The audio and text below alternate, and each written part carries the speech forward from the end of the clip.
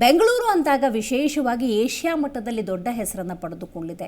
ವಾಣಿಜ್ಯ ಇರ್ಬೋದು, ಕೃಷಿ ಚಟುವಟಿಕೆಗಳಿರ್ಬೋದು, IT BT ಇರ್ಬೋದು, ವಿದ್ಯಾ ಕ್ಷೇತ್ರದಲ್ಲಿರ್ಬೋದು, ಪ್ರತಿಯೊಂದು ಕ್ಷೇತ್ರದಲ್ಲಿ ಹೆಸರು ಮಾಡಿರುವಂತಹ ಈ ಬೆಂಗಳೂರಿಗೆ ಮೂಲಭೂತವಾಗಿ ಬೇಕಾಗಿರುವಂತಹ ಜಲಕ್ಷಾಮ, ಜಲದ ಸಮಸ್ಯೆ ಉಂಟಾಗಿದೆ ಅಂತ ಹೇಳಿದ್ರೆ ಎಲ್ಲಿ ಅಡವಿದ್ದೀವಿ, ಎಲ್ಲಿ ವ್ಯತ್ಯಾಸ ಆಗಿದೆ, ಎಲ್ಲಿ ಸರಿಪಡಿಸ್ಕೊಳ್ಬೇಕು, ಹಿಂದೆ ಹೇಗಿತ್ತು ಬೆಂಗಳೂರು, ಈಗ ಯಾಕೆ ಬೆಂಗಳೂರು ಹಿಂಗಾಗಿದೆ, ಇದರ ಬಗ್ಗೆ ಒಂದಷ್ಟು ಮಾಹಿತಿ ಇದೆ, ಅದನ್ನು ಕೂಡ ನೋಡ್ತಾ ಹೋಗೋಣ ಬನ್ನಿ.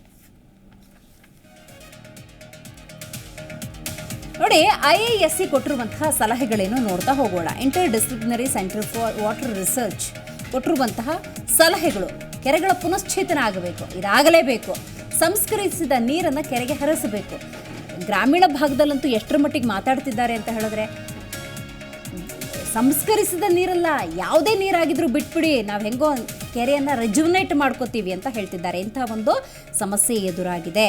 ಇದೆಲ್ಲದರ ಜೊತೆಗೆ ಮತ್ತೊಂದು ಪ್ರಮುಖ ಅಂಶವನ್ನು ನೋಡ್ತಾ ಹೋಗೋಣ. ಕೆರೆ ಮತ್ತು ಜೌಗು ಪ್ರದೇಶವನ್ನು ಅಭಿವೃದ್ಧಿಪಡಿಸಬೇಕು.